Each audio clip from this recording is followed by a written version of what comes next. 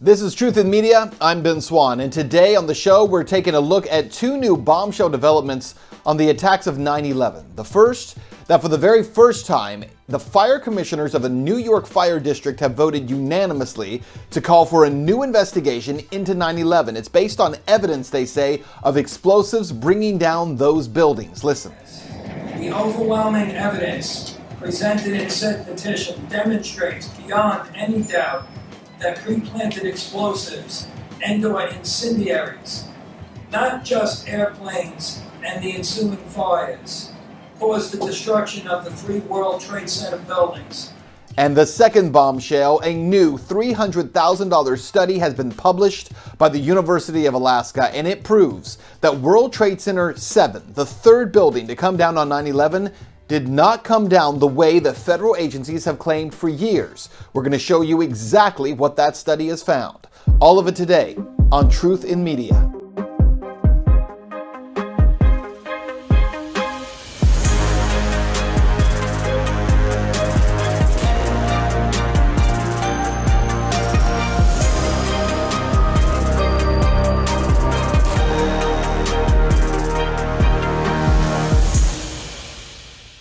Back to the two big developments I've been telling you about that, of course, mainstream media is completely ignoring, pretending as if none of these things have happened. The first, as I mentioned, is this pretty remarkable resolution calling for a new investigation into 9/11. It was made just a few weeks ago by the Franklin Square and Munson Fire District in New York City. The Board of Fire Commissioners just weeks ago unanimously passed a resolution claiming, quote, overwhelming evidence of pre-planted explosives and/or incendiaries, which they say caused the destruction of the 3 World Trade Center buildings.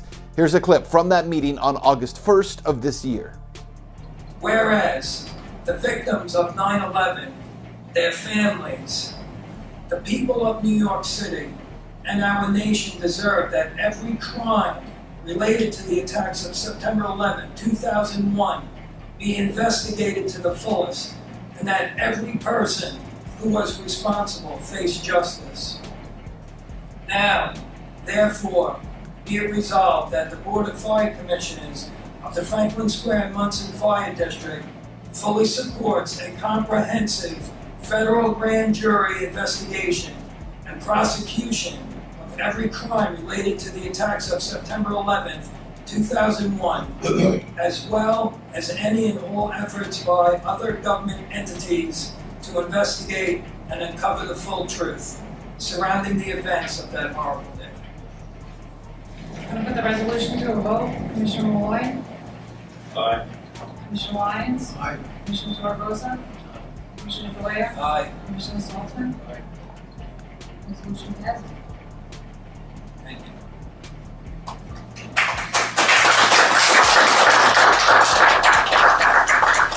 So you heard there the call for the new investigation, but what does it actually mean? Well, the Franklin Square and Munson Fire Department, which oversees a volunteer fire department serving a hamlet of about 30,000 residents just outside of Queens, New York, became the first legislative body in the country, the very first, to officially support a new investigation into the events of 9/11. Now, all of this is happening on the backdrop of a brand new study published by the University of Alaska by Dr. Leroy Hulsey. Hulsey has a very accomplished background and has determined that there is only one way for World Trade Center 7, Building 7, to have come down. Just one way. Let's break it down for you right now in this reality check. It has been 18 years since the terror attacks of 9/11. On that day, 2 towers fell in New York City, right? Well, actually, that's wrong. 3 towers fell. The North and South Towers of the World Trade Center, also known as the Twin Towers, and a third building, World Trade Center Building 7. In fact, here is video of Building 7 as it came crashing down that day. 6 years ago, I went to New York to report on a campaign to raise awareness about Building 7. More to the point, to raise awareness that over 3,000 engineers say that building could not have fallen down the way that our government says it did. Well, now today we're going to release to you the results of a $300,000 study conducted by scientists at the University of Alaska. Those PhDs have used computer technology to prove that the way the National Institute of Standards and Technology says that Building 7 came down was not only wrong, it's impossible. Furthermore, they can now say with absolute certainty that there is only one way that building could have come down, and that is for the entire core of support beams to fail at the same time. So how can that happen? I'll show you in this reality check that you won't get anywhere else.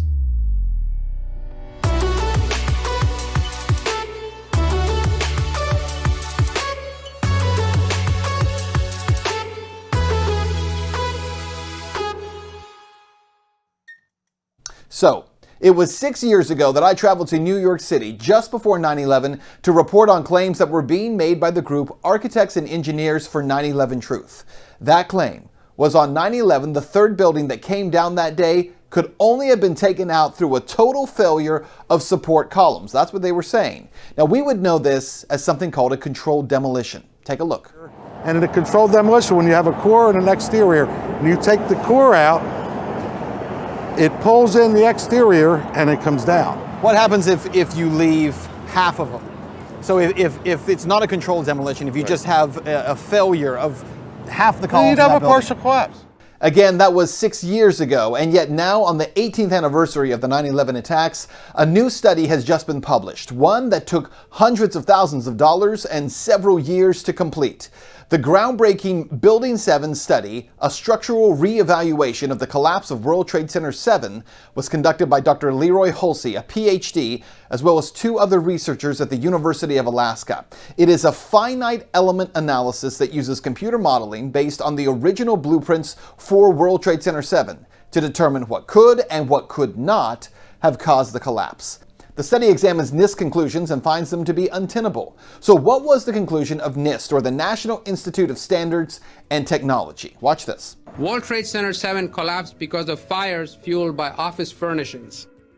It did not collapse from explosives or from fuel oil fires. We really have a new kind of progressive collapse that we have discovered here, which is a fire-induced progressive collapse. So to be clear, despite there being small and isolated fires on just a few floors, the 47-story Building 7 came down symmetrically into its own footprint in just under 7 seconds at 5:20 p.m. on 9/11.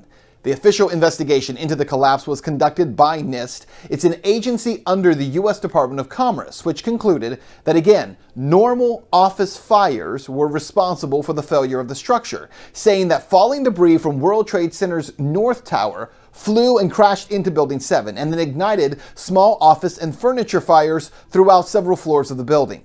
And that those fires burned for so long and so hot they caused thermal expansion and pushed beams off their girders, which led to the collapse of the building. But now this extensive study by the University of Alaska Fairbanks has proven that the NIST conclusion is actually wrong. Created a solid model, an abacus, of the structural members in the northeast corner of the 13th floor of WTC 7. And a finite element analysis was then performed to replicate the results claimed in the NIST WTC 7 report that girder A2001 was pushed or rocked off its seats at columns 44 and 79 to initiate the collapse of the building. And it's not possible for it to move the girder web beyond the seat claimed by NIST. They're saying it got shoved off and fell down. The fact of the matter is they didn't have the side plates on it. They weren't there in their model. So they wouldn't have found that.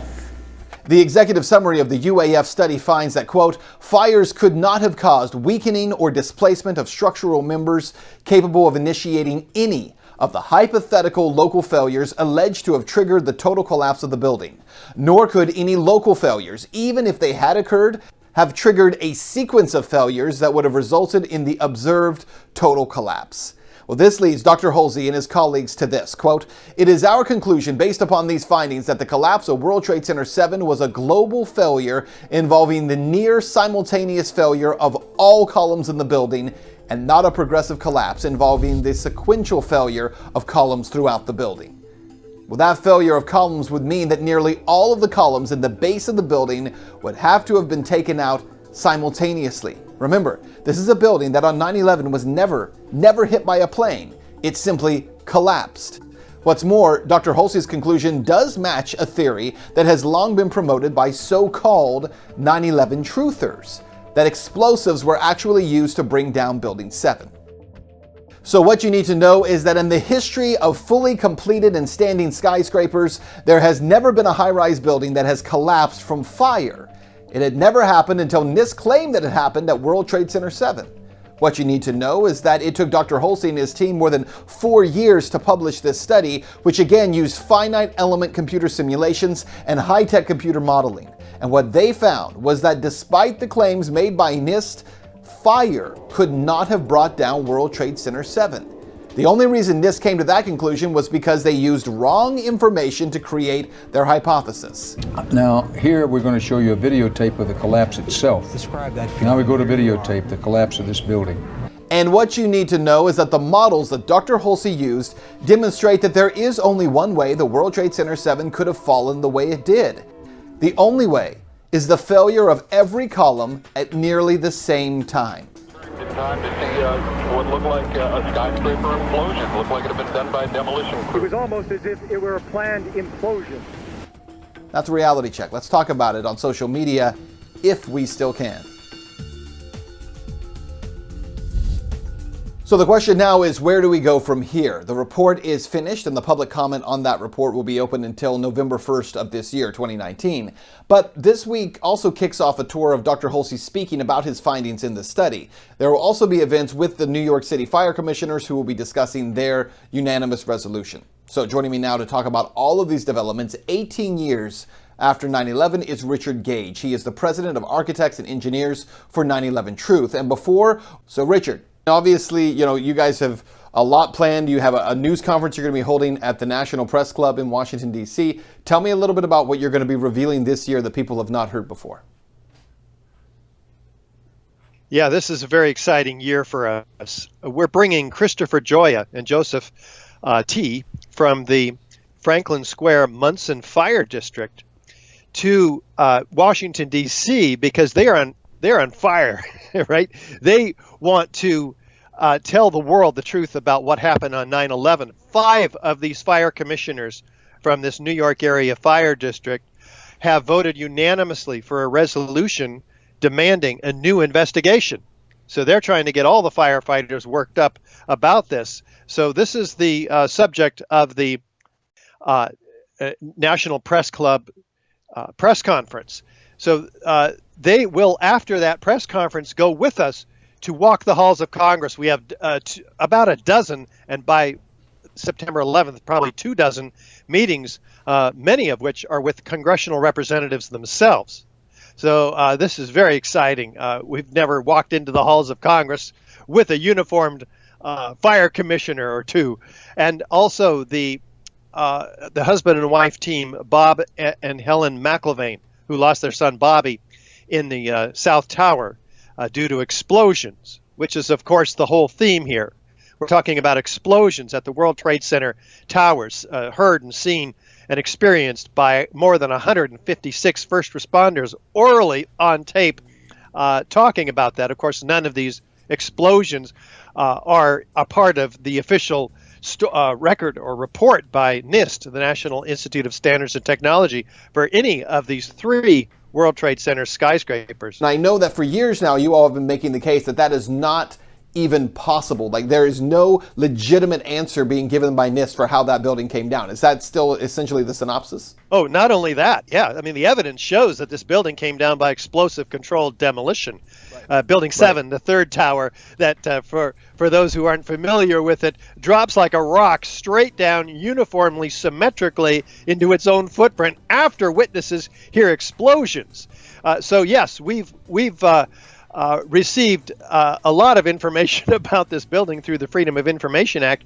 And more interestingly, we've hired the University of Alaska's one of the top forensic structural engineers in the country, Professor Leroy Halsey, the chairperson of the civil engineering department there, to conduct a 4-year, $300,000 study. So this is the work that NIST should have done but didn't. Finite element analysis computer modeling that proves that this building could not have come down by fire. So we'll be presenting this at the National Press Club as well. And then guess what? He goes on to tell us exactly how it could have come down In fact, by God, if you take out all 82 columns on at least 8 floors of this building, it comes down exactly like the videos of the collapse of the building on September 11th at 5:20 in the afternoon. So there's no mystery about this, Ben. As you said, that this building not only came down as a result of a controlled demolition, but it is completely physically impossible for it to have come down the way that NIST has claimed that it came down. Yeah, this is an extraordinary report, 128 pages of 4 years of this group's work. They take NIST's very assumptions. Now, these are at least a dozen false and fraudulent assumptions on the part of the National Institute of Standards and Technology, but they take them anyway. And the building still doesn't fall. A local collapse cannot possibly generate a systematic collapse in about 10 seconds through this building, as NIST claims, gutting the inside of it, and then the exterior falls, as we've seen in the videos. Just for those who don't know, Google Building 7 collapse, and you'll see it looks exactly like the old hotels in Las Vegas. And yes, they also take out NIST's faulty assumptions and put in the accurate assumptions. And of course, the building is even more sturdy. So in order to get this building to fall, they have to systematically, simultaneously remove all the core columns, and a fraction of a second later, the exterior columns at once. Now, the question for our viewers is, can fire have this level of precision? Absolutely not. Let me ask you this. In the study, is there anything that indicates multiple ways the building could have come down, or is it really come down to only one singular way? Oh, there's only one way that this building could be taken down in the computer model, and that's exactly how it was taken down in reality. All those columns have to be removed at once. Any other scenario could not duplicate by any stretch of the imagination the actual visible failure modes that this building exhibited on the videos. And by the way, fire has never brought down a skyscraper before 9/11.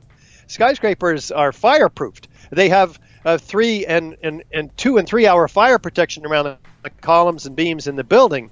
The fire only lasts for 20 or 30 minutes in a given area. So NIST has to claim somehow that the fire, in their original report, that this fire was going on for an hour and a half to 2 hours immediately prior to these beams thermally expanding, which is the new phenomena that NIST claims brought this building. Thermally expanding beams which pushed a girder off of its seat on this column 79 under the east penthouse, causing this vertical collapse all the way from the east penthouse down, and then somehow in 6 seconds this collapse has to travel laterally across this football-sized building, gutting the inside of the building, and then what we see on the video, they tell us, is the exterior of the building collapsing. None of that could be true. It's proven 6 ways from Sunday in this landmark study, computer finite element analysis by the University of Alaska. Well, that is our report for you today. Thanks for watching.